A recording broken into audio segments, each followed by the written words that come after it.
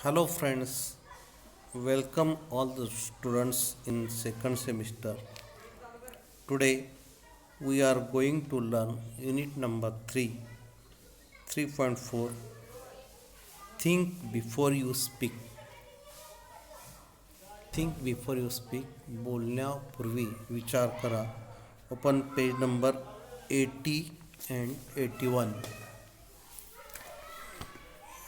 The first activity, warming up.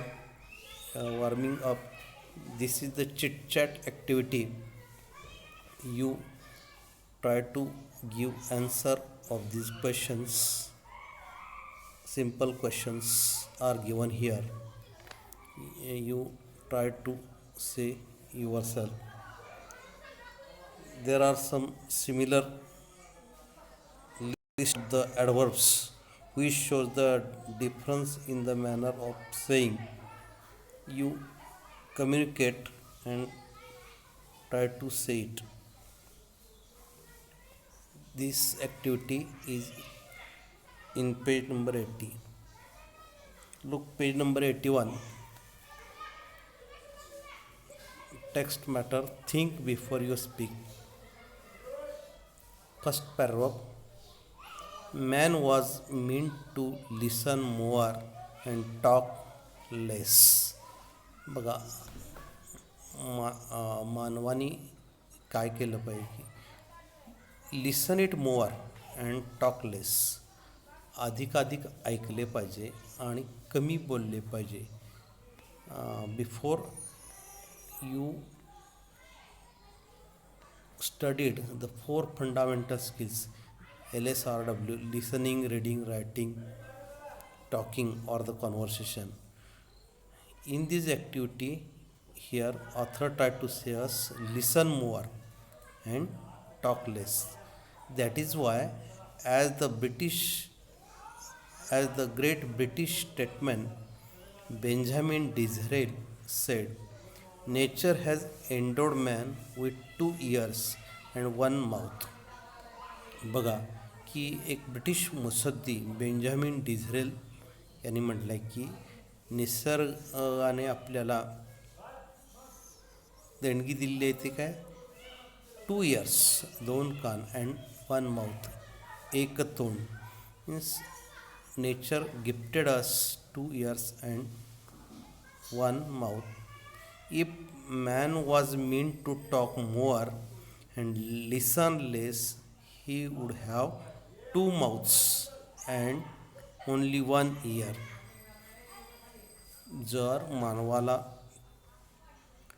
जर 2 तोंडे आणि 1 कान दिले असते तर हाऊ इट लुक, ते कसे दिसले असते पहा. Means if man was meant to talk more and listen less, he would have 2 mouths and only 1 ear. Imagine how we would have looked. How strange with 2 mouths. बघा किती विचित्र दिसले असते. 2 तोंडे आणि 1 कान. On the 2 side and 1 ear at the center. बघा मध्यभागी 1 कान आणि 2 बाजूला तोंडे. It looked strange. So the nature gift us very well. Second, and mind you, the ears are like funnels, open all the time. आणि बघा की the ears are like funnels, narrow tube. Ears are as like the narrow tube.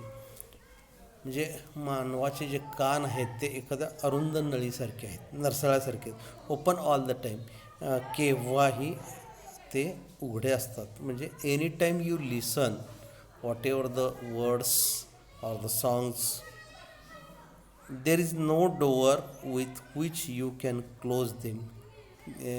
बघा की कानाला कुठलेही दरवाजे नाहीत, नेहमी केव्हाही आपण काही ऐकू शकतो. They are always open us to hear. Whereas if you have to speak even one single word, that word must pass through 2 walls. बघा की जर आपण एखादा शब्द जरी आपण बोलला तर तो लगेच काय even one single word that word must pass through two walls. दोन भिंतीतून तो शब्द पास होतो. What are that the two walls? Two fences. One is teeth and the second is lips. Look it. There is firstly the fence of these two rows of the teeth. बघा आपल्या ह्या दाताच्या दोन ओळी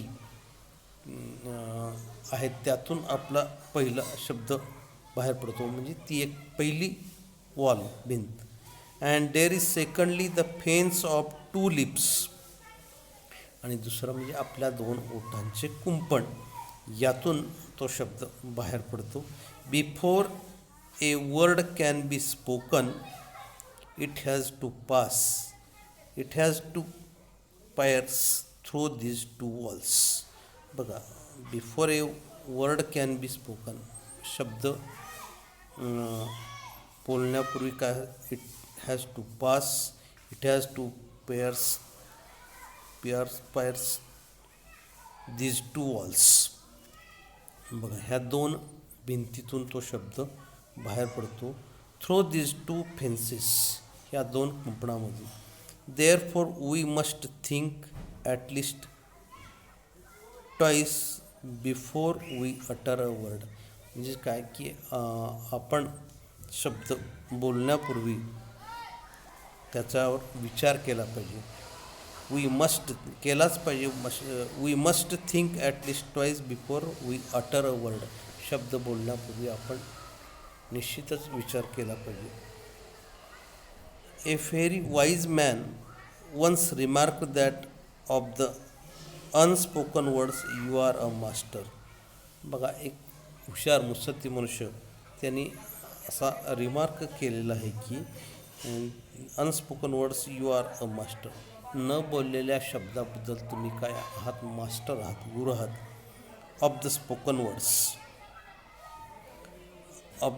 words you are a slave. परंतु तुम्ही जर एखादा शब्द बोललात तर तो मात्र तुम्ही त्याचे गुलाम आहात. Once you have spoken a word you cannot get it back. बघा, एखादा शब्द जर आपण बोललो तर तो आपण माघारी घेऊ शकत नाही. डू व्हॉट यू विल, काय आपण करू शकत. Therefore you must be very careful about the words that you speak. Therefore you must be careful about the words that you speak. म्हणून आपण निश्चितच काय केलं पाहिजे की त्याच्याबद्दल काळजीपूर्वक विचार केला पाहिजे. Once the words has left your lips you will not be able to get it back. एखादा शब्द जर आपण बोललात तर तो आपण काही केल्या माघारी घेऊ शकत नाही. What are unspoken words? कोणते आहेत ते शब्द? They are things you want to say but remain unsaid as thoughts in your mind. What are unspoken words? कुठले शब्द? They are things you want to say but remain unsaid as thoughts in your mind. Once you have put the thoughts into words, once the words have left your lips, you cannot change them or control them. एखादा शब्द आपण बोलला तर आपण त्याच्यामध्ये काही बदल करू शकत नाही किंवा दुरुस्ती करू शकत नाही किंवा त्याच्यावर आपण नियंत्रण देखील आणू शकत नाही. So author try to see us think before speak the words. A young man went to his spiritual teacher and said, I have spoken very harsh and unkind words to my friend. बघा, एक तरुण मनुष्य त्याच्या आध्यात्मिक गुरुकडे गेला आणि म्हणाला की I have spoken very harsh and unkind words to my friends.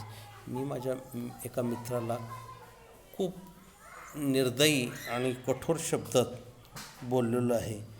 And he is deeply hurt. आणि तो आता खूप दुःखी झालेला आहे, दुखावलेला आहे. I am afraid I have lost my friends with him. आणि मग आता मला भीती वाटते की तो कदाचित आता दुखावेल आणि माझी मैत्री दुरावेल. How can I make it amends. This is my mistake and how can I make it amends. मी ती माझ्या त्या चुकीची दुरुस्ती कशी करू शकतो. The wise teacher gave him a fresh sheet of blank paper and a pen. आणि मग त्या गुरुनी काय केलं की ते गुरु हुशार होते. त्यांनी एक प्लेन पेपर आणि एक कागद त्यांना दिला. He said to the young man. आणि त्या तरुण मनुष्याला म्हणाले, write down on this paper all the harsh things you said to him. तू तुझ्या मित्राला कुठले कठोर शब्द बोललास वगैरे you write in your plain paper. The young man did as he was told. आणि मग त्या तरुण मनुष्यानं त्यांच्या गुरुनी जसं सांगेल त्याप्रमाणे केलं. And showed the paper two the teacher. आणि त्यांच्या गुरूंना तो दाखवला. तर इथंपर्यंत आपण बघूया. दुसऱ्या भागामध्ये काय होईल ते आपण नंतर पाहू.